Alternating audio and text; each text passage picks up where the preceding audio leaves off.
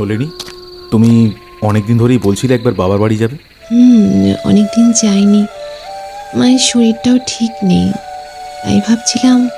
হ্যাঁ, তো ঠিক আছে, আমি কালকেই প্রতাপপুরের দিকে একটা কাজের জন্য যাচ্ছি, তুমিও বরং আমার সঙ্গে চলো। নলিনী কিছু একটা ভাবছিল। বলাইপুরের জমিদার আদিত্য নারায়ণ চৌধুরী এমনিতে প্রজাদরদি আর সৎ হলেও স্ত্রী নলিনী যেন তার বিষয়ে বড্ড উদাসীন। আদিত্য অনেকবার চেষ্টা করেছেন স্ত্রীর মনের কথা জানার, কিন্তু প্রতিবার সে ব্যর্থ হয়েছে। নলিনী আদিত্যর কথার উত্তরে কিছু বলতে যাবে, ঠিক তখনই আদিত্যর মা নির্মলা ওদের ঘরে ঢুকে এলো। তার চোখে মুখে বিরক্তির ছাপ স্পষ্ট। বলি, কোথায় যাবার কথা হচ্ছে শুনি? এই নলিনী অনেকদিন বাবা মায়ের কাছে যায়নি, তাই ভাবছিলাম কাল আমি প্রতাপপুরে যাবার পথে ওকে দিয়ে আসবো। হ্যাঁ হ্যাঁ, তোরা এই কর, ও বাপের বাড়ি গিয়ে বসে থাকুক আর আমি এখানে লোকের কাছে কথা শুনি। কি হয়েছে মা? হঠাৎ এমন কথা বলছেন কেন? বলছি কি আর সাধে, এই তো কাল গ্রামের নরেন মুখুজ্জের বাড়িতে ওদের নাতির অন্নপ্রাশন ছিল, বৌমাকে নিয়েই তো গেছিলাম। তো এখন ভাবছি কেন গেছিলাম ওকে নিয়ে। কিন্তু কেন মা, এরকম কেন বলছেন? কারণ তুমি আসার পর থেকেই মানুষের প্রশ্নের উত্তর দিতে দিতে আমি অস্থির হয়ে গেছি। ওদের বিয়ের 3 বছর হয়ে গেল, কিন্তু এখনো ছেলেপুলে হলো না। ওকে তো প্রশ্ন করবেই, জমিদার বাড়ির বংশধর কবে আসবে সেই ভাবনে অস্থির হয়ে যাচ্ছি। আহ মা, তুমি লোকের কথা শুনে ওকে এইভাবে কথা শোনাচ্ছ?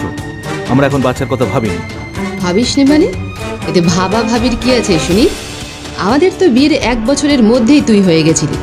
ওদের যত বড় বড় কথা, এই বয়সে একটা নাতি নিয়ে খেলবো, সময় কাটাবো, সেটাও কি আমার কপালে নেই? মা তুমি থামবে, আমার ভাল লাগছে না। না না, আমাকে পরিষ্কার করে বলো তো বৌমা, তোমার কি কোনো সমস্যা আছে নাকি? মানে আমার কথা না বোঝার মতন বোকা তো তুমি নও বৌমা। এ আমার সামনে একদম ন্যাকামি করবে না।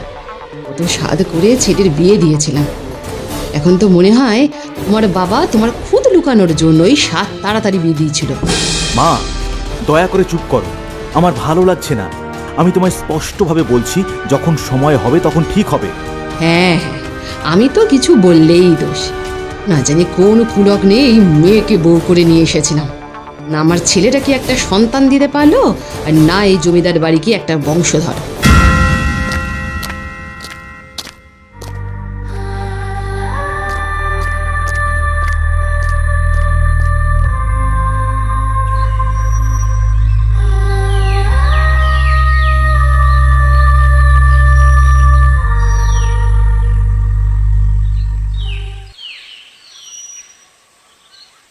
গিন্নিমা, কালকে আসবো না কো, তোমার শাশুড়িকে বলে দিও ক্ষণ। কেন? কালকে আবার কিসের ছুটি? আরে আমার দিদির মেয়ের 15 বছর পরে ছেলে হয়েছে গিন্নিমা, তাকেই তো আমরা দেখতে যাচ্ছি গো। সে কি, বিয়ের 15 বছর পরে? এ তো চমৎকার বই কম নয়। এই সবই ওই বাবা সদানন্দর আশীর্বাদ জমিদার বাবু। এই তো এই গেরাম ছেড়ে 3টে গেরাম পরে বাবা সদানন্দ থাকে। কি তার মহিমা গো, যা যা মনস্কামনা সব পূরণ হয় গো। সবার সব মনের ইচ্ছে পূরণ করেন বাবা। হ্যাঁ গো জমিদার বাবু, ছোট মুখে বড় কথা কইছি, তাও বলছি আপনিও বরং একবার ওই গিন্নিমাকে নিয়ে তেনার দর্শন করে আসুন, দেখবেন সব ভালো হবে। কমলের কথা শুনে আমারও ইচ্ছা করছে ওই সাধু বাবাকে দর্শন করতে। মনের এই অশান্তি, এই অস্থিরতা যদি ওই সাধু দর্শনে কমে, তাহলে আমার এতে কোনো আপত্তি নেই। সত্যি কি ওই সদানন্দ বাবা সিদ্ধ পুরুষ? যদি সত্যি তাই হয়, তাহলে হয়তো উনি আমার আর নলিনীর সম্পর্কের এই জটিলতা দূর করতে পারবেন। কিন্তু নলিনী কি যেতে আদৌ রাজি হবে? শুনছেন, কি?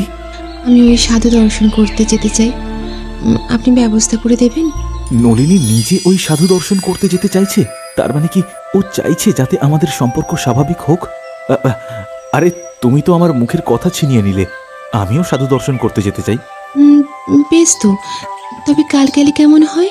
তাই চলো, আমি এক্ষুনি নায়েব মশাইকে ব্যবস্থা করতে বলছি। জমিদারের কথা মতো ব্যবস্থা হয়ে গেল। যথাসময়ে জুরি পালকি এসে উপস্থিত হলো। আর তাতে করেই আদিত্য আর নলিনী সাধু সদানন্দের দর্শনের উদ্দেশ্যে রওনা হলো। কয়েক ক্রোশ পথ, নদী, নালা, মাঠ ঘাট পেরিয়ে পালকি জগৎপুরে গিয়ে উপস্থিত হলো। শোনো, তোমরা বাইরে অপেক্ষা করো, আমি আর নলিনী সাধু বাবাকে দর্শন করে ফিরে আসব। তবে আজ রাতে আর ফিরবো না, কাছেই আমরা তাঁবু খাটিয়ে রাত্রি বাস করব। যথা আজ্ঞে জমিদার বাবু, আমরা গিয়ে সেই আয়োজন করছি। হে সদানন্দ বাবা, আপনি যদি অন্তর্যামী হন, আপনি সব জানবেন। আমি চাই বাকি সকলের মতো আমার আর নলিনীর সম্পর্ক যেন স্বাভাবিক হয়। এটা কি ভাবছেন? চলুন এবার ভেতরে যাওয়া যাক। হ্যাঁ হ্যাঁ, চলো। এক প্রকাণ্ড মাঠের মাঝখানে একটা ছোট্ট জীর্ণ কুঁড়ে ঘরে বাস করেন সাধু বাবা। আদিত্য আর নলিনীর মনের মধ্যে তখন এক রাশ ভাবনা ভিড় করে আছে। দুজনেই আশান্বিত দৃষ্টিতে কুঁড়ে ঘরের ভিতরে ঢুকল। ঘরের মাঝখানে বসে আছেন গেরুয়া বসনধারী বাবা। তার কালো কুঞ্চিত চুল, গাল ভর্তি দাড়ি, কিন্তু তার চোখ আর চোখের দৃষ্টিতে যেন আলাদাই দীপ্তি রয়েছে। আদিত্য এক মনে তাকিয়ে রয়েছে সাধু বাবার দিকে।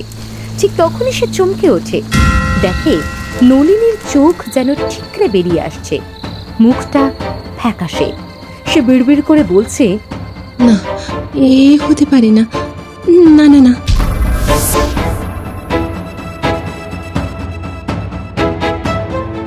চলো, এখনই এখনই চলো। মানে এ আপনি কি বলছেন গিন্নিমা? আজকে রাত তো জমিদার বাবু এখানে তাঁবুতে রাত্রি যাপন করবেন বলেছেন। থাকুন, যার ইচ্ছে থাকুন, আমি এখানে এক মুহূর্ত থাকবো না। তাড়াতাড়ি আমাকে নিয়ে চলো। গিন্নিমা, রাত হয়ে গেছে, এখন এতটা পথ যাওয়া নিরাপদ নয়। আর মানে তুমি নিয়ে যাবে না, তাই তো? বেশ, আমি একাই চলে যাব, কাউকে যেতে হবে না। কি হয়েছে নলিনী?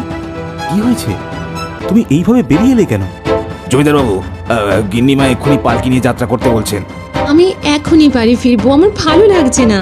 নলিনী, তোমার কি শরীর খারাপ লাগছে? কিছু হয়েছে আমাকে বলো।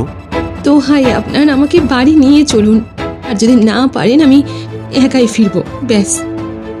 বেহারা, এখনই পালকি তোলো, আমরা এখনই যাত্রা করব। কিন্তু জমিদার বাবু, এই রাতে এতটা পথ। কেন বৃথা কথা বলছো? এখনই পালকি তোলো।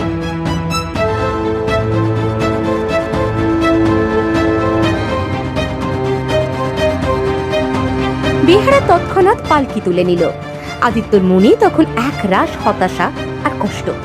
সে আর চোখে দেখল নলিনীর চোখের কোণে জল, কিন্তু আদিত্য আর কিচ্ছু জিজ্ঞাসা করল না।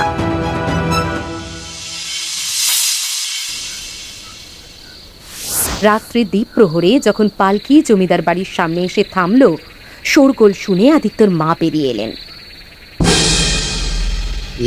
এই কি খোকা, বৌমা, তোমরা এত রাতে ফিরে এলে যে? তোমরা তো সাধু দর্শনে গিয়েছিলে। হ্যাঁ মা, অনেক রাত হয়েছে, এই নিয়ে আমরা কাল কথা বলি। কাল? না, কেন কাল কথা বলবো? কি হয়েছে এখনই আমায় বল। সদানন্দ বাবা কি বললেন? বোমার কোল ভরবে? জমিদার বাড়ি তার বংশধর পাবে? মা, দয়া করে এখন চুপ করো, আমার ভাল লাগছে না। ভালো লাগছে না মানে? তোরা সাধু দর্শনে গেলি, লোকে বলে তার অপার কৃপা। খোকা, আমায় বল, কি বললেন বাবা? তোর ঘরে সন্তান কবে আসবে, বল আমায়। জানি না জানি না জানি না। সাধু বাবার সাথে কথা বলার আগেই নন্দিনী সেখান থেকে ছুটে বেরিয়ে যায়। হায় হায় হায়, এ কোন অলক্ষ্যে আমি ঘরে তুললাম ঠাকুর। যেই সাধু বাবাকে দেখে লোকের জীবন ধন্য হয়ে যায়, সবার মনের ইচ্ছে পূরণ হয়, সেই সাধু বাবাকে দেখে তুমি, এ ভগবান, এ কোন কালে না। মা, আমি আর পারছি না, আমি আর নিতে পারছি না মা। শরীর এত ক্লান্ত, আর তার উপরে তুমি। খোকা, তুই এই মেয়েকে ছেড়ে দে। এই মেয়ে তোকে কোনো দিন সুখে থাকতে দেবে না রে। আমি বলছি, তুই শোন আমার কথা। যেই দিন থেকে আমার ছেলের জীবনে এসেছে, জীবনটা জ্বালিয়ে দিল। ধুর, আর পারছি না আমি নিতে, বাড়িতেই ঢুকবো না। পরদিন রাত তখন প্রায় 1টা। হঠাৎ একটা পেঁচার কর্কশ শব্দে তার ঘুম ভেঙে গেল। আর মোড়া ভেঙেই পাশে তাকিয়ে দেখে আদিত্য সতর্ক হয়ে উঠল। এত গভীর রাতে নলিনীকে বেরোতে দেখে সে ভীষণ অবাক হলো। আদিত্য খুব সন্তর্পণে ঘর থেকে বেরিয়ে নলিনীর পিছু নিল। আদিত্য দেখল নলিনী বাড়ির পিছনে নির্জন সরোবরের ধারে গিয়ে বসেছে।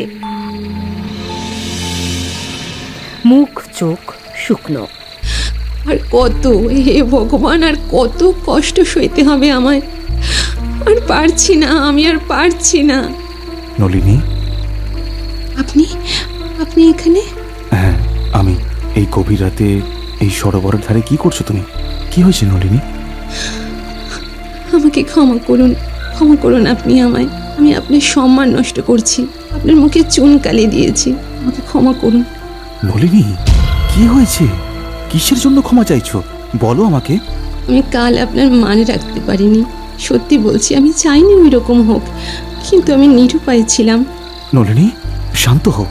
দেখো, আমি জানি বিয়ের 2 বছর পরেও আমাদের মধ্যে স্বামী স্ত্রীর মতো সম্পর্ক গড়ে ওঠেনি। আমি কখনো এই বিষয়ে কিছু জানতে চাইনি। ভেবেছি তোমার সময় প্রয়োজন, কিন্তু কাল তুমি স্বেচ্ছায় সাধু বাবার কাছে গিয়েও কেন ওরকম করলে সেটা আমি সত্যিই বুঝিনি। কিন্তু তাও তো আপনি আমায় জিজ্ঞেস করেননি। কাল আপনার মা ওইভাবে কথা শোনালো, ও তো আপনি আমায় প্রশ্ন করেননি। কারণ আমাদের মধ্যে যে সেরকম সম্পর্ক কখনো গড়েই ওঠেনি নলিনী। কিন্তু সত্যি আমি তোমার ওই রকম আচরণের কারণ জানতে চাই। কারণ ওইখানে যেই সাধু বাবা, অর্থাৎ বাবা সদানন্দ যিনি ছিলেন, তাকে আমি চিনি। তাকে চেনো মানে? কি করে চিনলে? কে হয় উনি তোমার?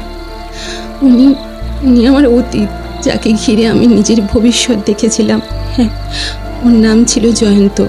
আমি ওকে ভীষণ ভালোবেসেছিলাম, কিন্তু বিশ্বাস করুন, আমি যে ওকে কখনো ভুলতেই পারিনি। এই বিয়েতে আমার মত ছিল না, কিন্তু পরিস্থিতির চাপে বাধ্য হয়ে আমায় বিয়ে করতে হয়েছে। কিন্তু এইসব তুমি আমাকে আগে কেন বলনি নলিনী? আমার সাহস হয়নি, বিশ্বাস করুন। কিন্তু কালে সাধু বাবার রূপে জয়ন্তকে দেখে আমি আর নিজেকে সামলাতে পারিনি। আমাকে ক্ষমা করুন আপনি। কিন্তু কিন্তু জয়ন্ত সন্ন্যাসী হয়ে গেল কি করে? আর আর তোমাদের সম্পর্কই বা পরিণতি পেল না কেন? সে অনেক দীর্ঘ কাহিনী। সবে 17তে পড়েছি। ছোট থেকে বৈভব আর স্বাচ্ছন্দ্যে মানুষ হলেও বরাবর আমি যেন এক মুক্ত বিহঙ্গ হতে চেয়েছিলাম। বাবার শাসনে আমার যেন নিজেকে খাঁচায় বন্দি বলে মনে হতো। আর তাই বাবা কাজে ব্যস্ত হয়ে পড়লেই আমি নদীর পাড়ে গিয়ে বসে থাকতাম। তোমার খোলা হাওয়ায় লাগিয়ে পালে, তোমার খোলা হাওয়ায়। না, এবার সন্ধে হবে আর বাবা ঘরে ফিরে আসবে। এবার বাড়ির দিকে যাই।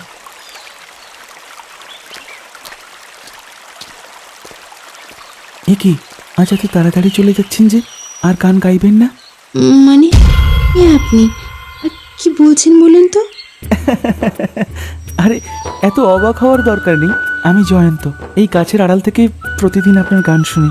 বলতে পারেন সারাদিন কাজের শেষে আপনার গান যেন আমার মনকে তরতাজা করে দেয়। কিন্তু আজকে এত তাড়াতাড়ি চলে যাচ্ছেন যে? কি যে বলেন, আমি তো শুধু এই নদীর ধারে বসে নিজের মতন করে গান করি। এমনিতে খুবই সাধারণ মাপের গায়িকা আর কি। মোটেই নয়, আপনার গলা ভীষণ সুন্দর।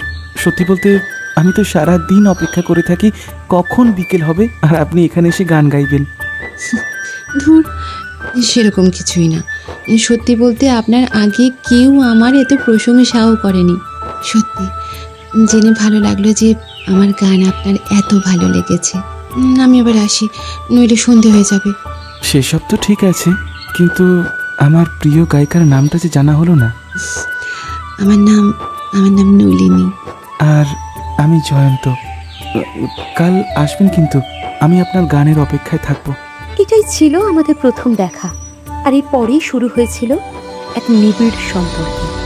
জয়ন্ত ছিল মূর্তিকার, শিল্পী সত্তা তার যেন রক্তে ছিল, আর আমার গান গাইতে ভালো লাগতো। ব্যাস, দুজন শিল্পী মনস্ক মানুষের পরস্পরকে ভালোবাসতে খুব একটা বেশি সময় লাগেনি। একদিন জয়ন্ত আমার হাত ধরে আমার চোখে চোখ রেখে বলেছিল, নলিনী, আমি তোমাকে ভীষণ ভীষণ ভালোবাসি। তোমার সাথে সারাটা জীবন কাটাতে চাই। আমিও তোমার সাথে নিজের শেষ নিঃশ্বাস অবধি থাকতে চাই জয়ন্ত। কিন্তু বাবা কি আমাদের সম্পর্ক মানবে? আমি কালকেই তোমার বাবার কাছে গিয়ে তোমার হাত চাইবো। চিন্তা করো না, আমাদের ভালোবাসার কাছে ওনাকে নতি স্বীকার করতেই হবে। পরদিন জয়ন্ত এলো। আমি জানতাম বাবার কাছে টাকা, আভিজাত্য এগুলো সবচেয়ে বেশি গুরুত্বপূর্ণ। আর তাই বাবা যে এত সহজে জয়ন্তকে মেনে নেবে না সে আমার কাছে অজ্ঞাত ছিল না।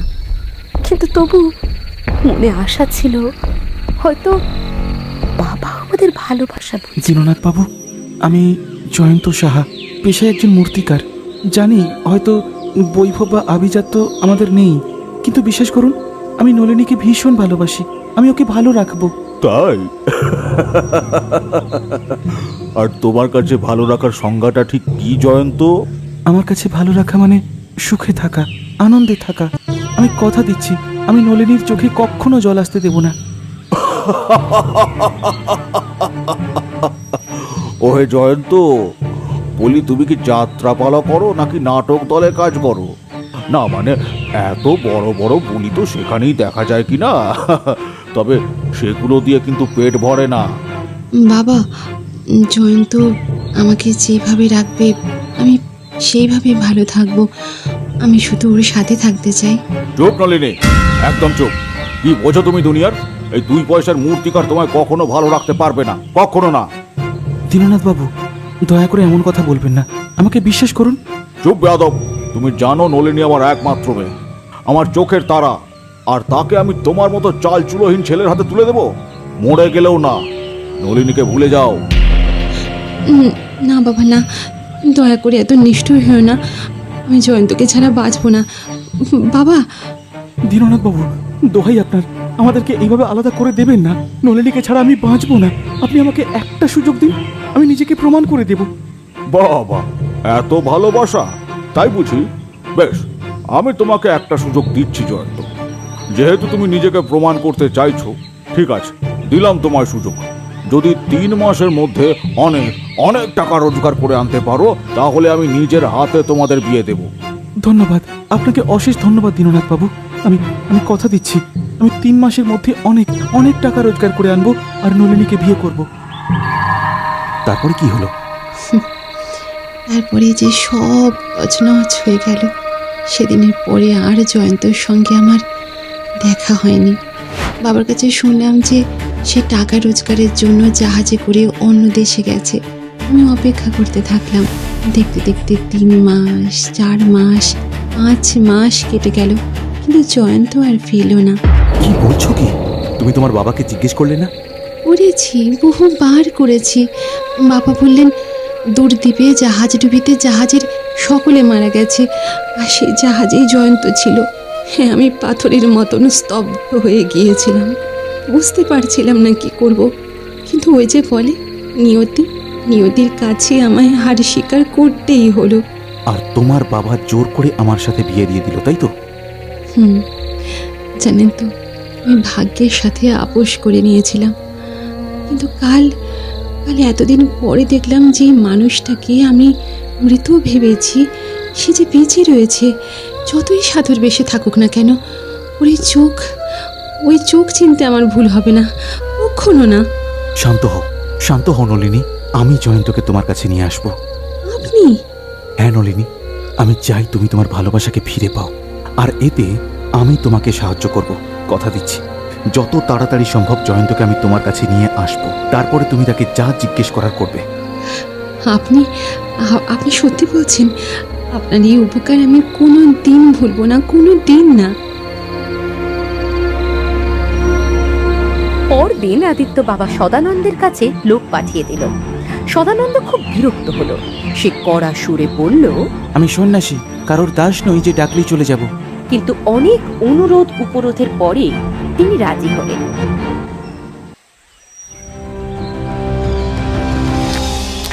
সদানন্দ সেখানে পৌঁছতেই নলিনীর চোখ যেন ভিজে উঠল। যে মানুষটাকে সে মৃত ভেবেছিল তাকে চোখের সামনে দেখে নলিনী আর নিজেকে স্থির রাখতে পারল না। জয়ন্ত, তুমি এতদিন কোথায় ছিলে? আমি তোমার জন্য কত অপেক্ষা করেছি। জয়ন্ত? এই জয়ন্ত? আপনার কোথাও ভুল হচ্ছে দেবী, আমি জয়ন্ত নই, আমি সাধু সদানন্দ। এই তুমি কি বলছো? আমি জানি তুমি মিথ্যে বলছো। কি হয়েছে আমাকে বলো। তুমি তো জাহাজের কাজের জন্য গিয়েছিলে, সেই জাহাজ ডুবে গিয়েছিল। কি হয়েছিল জয়ন্ত, বলো। দেখুন দেবী, এসব বৃথা বাক্য ব্যয় করার সময় আমার নেই। কোনো জরুরি কথা থাকলে বলুন, নইলে আমাকে আজ্ঞা দিন। তুমি তুমি এমন করে কেন কথা বলছো জয়ন্ত? আমি তোমার জন্য কত প্রতীক্ষা করেছি, আর তুমি... আমি আসি দেবী। তার মানে তো আপনি একজন ভণ্ড সাধক, কারণ সাধুরা তো কখনো মিথ্যে বলে না। একটা মেয়ে নিজের আত্মসম্মান, গরিমা সব বিসর্জন দিয়ে আপনার কাছে চোখের জল ফেলছে, আর আপনি উপেক্ষা করছেন? হ্যাঁ, করছি, কারণ নলিনীর সামনে দাঁড়ানোর সাহস বা ক্ষমতা কোনোটাই আমার নেই। তার মানে কি বলতে চাইছো কি তুমি? আমি ঠিকই বলছি নলিনী। সেদিন আমার কুটিরে শুধু যে তুমি আমাকে চিনতে পেরেছিলে তাই নয়, আমিও তোমায় চিনেছি, কিন্তু চাইনি তোমার মুখোমুখি হতে। কিন্তু কেন? তুমি তো জাহাজে চলে গিয়েছিলে, কিন্তু জাহাজ ডুবির পরে ফিরে আসুনি। আর না আমি কোনো জাহাজে গেছি, আর না কোনো জাহাজ ডুবি হয়েছে নলিনী। এগুলো সবটাই মিথ্যে। কি বলছো তুমি? না, এই হতে পারে না। বাবা আমাকে বলেছিলেন। তোমার বাবা তোমাকে মিথ্যে বলেছিলেন নলিনী, আর সেই মিথ্যেতে আমি নিজেও সামিল ছিলাম। তোমার মতো নিষ্পাপ মেয়ের মন আমি ভেঙেছি, আর তাই হয়তো আজ আমার এই দশা। কি বলতে চাইছো কি তুমি? যা বলবে পরিষ্কার করে বলো। সেদিন আমি বেশি রোজগার করতে রাজি হয়ে যেতেই তোমার বাবা আবার আমার বাড়িতে আসে। তার হাতে ছিল একটা মস্ত থলে। এসেই তিনি আমাকে বললেন, জয়ন্ত, তাহলে কি ঠিক করলে? কিভাবে তুমি রোজগার করবে? না মানে সেদিন তো অনেক বড় মুখ করে বলে এলে। আমি কঠোর পরিশ্রম করব, যা করতে হয় করব, কিন্তু নলিনীকে আমি বিয়ে করব। জয়ন্ত, তুমি দিবার স্বপ্ন দেখছো। টাকা রোজগার করা অত সহজ নয়। নলিনী আমার প্রাণ, আর ওকে আমি তোমার হাতে তুলে দেব না। তার চেয়ে তুমি এটা নাও আর চিরকালের মতো নলিনীর জীবন ছেড়ে চলে যাও। কি কি বলছেন আপনি? কি আছে এতে? হ্যাঁ, টাকা, অঢেল টাকা জয়ন্ত, যা তুমি কেন তোমার 7 পুরুষেও দেখেনি। এই টাকাটা তোমার। এটা নাও আর আমার মেয়ের জীবন থেকে চলে যাও। না, কখনো না। আমি নলিনীকে ভালোবাসি, ও আমাকে ভালোবাসে। ওটা ভালোবাসা নয়, ওটাকে আকর্ষণ বলে জয়ন্ত। 2 দিন বাদে নলিনী তোমাকে এমনি ছেড়ে চলে আসবে। তাই যদি তুমি এই টাকাটা নাও তাহলে তোমার জন্যও ভালো, আর নলিনীর জন্য। এবার সিদ্ধান্ত তোমার। তখন আমার সামনে রাখা রয়েছে থলে ভর্তি টাকা। সেই টাকা যার জন্য আমার বাবা বিনা চিকিৎসায় মারা গেছে। সেই টাকা যার জন্য সমাজ আমাদের ছোট করে। আমি পারিনি লোভ সামলাতে, আর তাই তোমার বাবার কথা মতো আমি তোমার সাথে দেখা করিনি। বাকি পরিকল্পনা তোমার বাবাই করেছিল। কি? তুমি আমার সাথে এত বড় বিশ্বাসঘাতকতা করেছো? আর আমি তোমার জায়গা কাউকে দিইনি। বিয়ের পরেও স্বামীর থেকে দূরে থেকেছি, আর তুমি... পারলে আমাকে ক্ষমা করে দিও নলিনী। যদিও তোমার বাবার দেওয়া টাকা আমি রাখতে পারিনি, বেহিসাবি খরচ আর জুয়া খেলে শীঘ্রই টাকা শেষ হয়ে যায়, আর তারপরেই আমি সন্ন্যাস নিয়ে নিই। চলে যাও, বেরিয়ে যাও আমার সামনে থেকে। আমি তোমার মুখটাও দেখতে চাই না। বেরিয়ে যাও। জয়ন্ত মাথা নিচু করে বেরিয়ে যায়। নলিনী তখন মাটিতে বসে কাঁদতে থাকে। আদিত্য একটা দীর্ঘশ্বাস ফেলে চলে যেতে যাবেই, ঠিক তখনই নলিনী বলে ওঠে, তুমিও আমাকে ছেড়ে চলে যাবে জমিদার বাবু? আমি তো বিয়ের পর থেকে সেটাই করেছি যেটা তুমি চেয়েছো। আজ হয়তো তুমি একা থাকতে চাও, তাই... জমিদার, আমি যাকে নিজের থেকেও বেশি ভালোবেসেছি সেই আমায় ঠকিয়েছে। আর তোমাকে আমি কখনো স্বামীর মর্যাদা দিইনি, অথচ তুমি নিজের স্ত্রীর প্রেমিককে তার সাথে দেখা করার জন্য নিয়ে এলে। আমি মানুষ চিনতে ভুল করেছি জমিদার বাবু, ভুল করেছি। শান্ত হও নলিনী, শান্ত হও। ভুল তো মানুষ মাত্রই হয়, কিন্তু আসলে সেটা কজন শুধরে নিতে পারে? আমি শুধরে নিতে চাই জমিদার বাবু। আমাকে সুযোগ দেবে নতুন করে আমাদের সম্পর্কটাকে তৈরি করার? ক্ষমা করে দেবে আমাকে? দেব, নিশ্চয়ই দেব। আজ থেকে সব কিছু নতুন করে শুরু করব আমরা, স্বামী স্ত্রী রূপে, বন্ধু রূপে।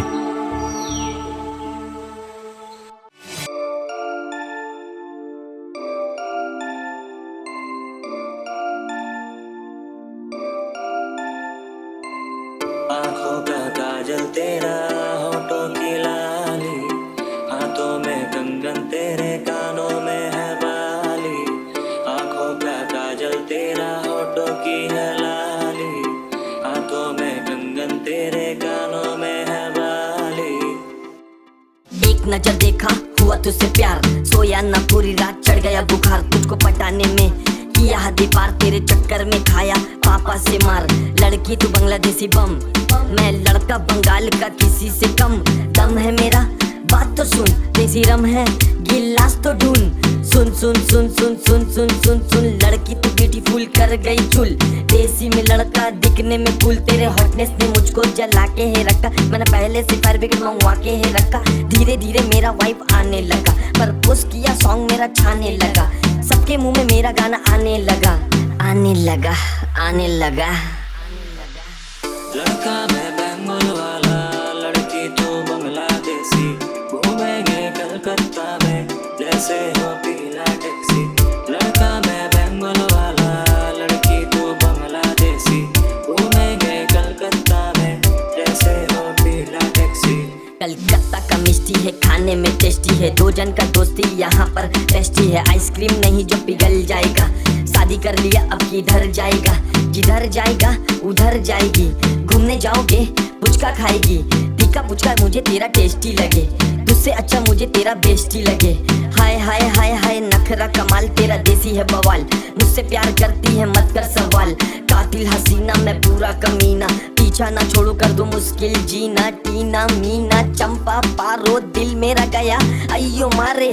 अरे अरे अरे अरे छोड़ो मेरा कान मुझे दर्द कर रहा। शिमला के वादी में बर्फ पड़ रहा, बिना हेलमेट के आगे मामा डर रहा। जुर्माना भरा तुझसे प्यार करके, शादी किया तुझसे घर वालों से लड़के।